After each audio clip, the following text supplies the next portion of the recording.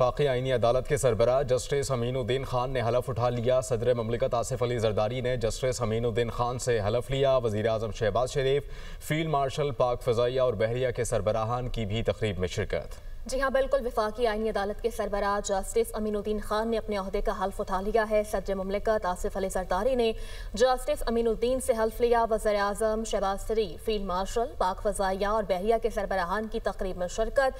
Supreme court کے chief justice محمد یحییٰ Faridi, chairman senate, speaker قومی assembly بھی تقریب میں شریک ہوئے، جبکہ بلاول بھٹو زرداری اور وفاقی وزراء نے بھی تقریب حلف برداری میں شرکت کی۔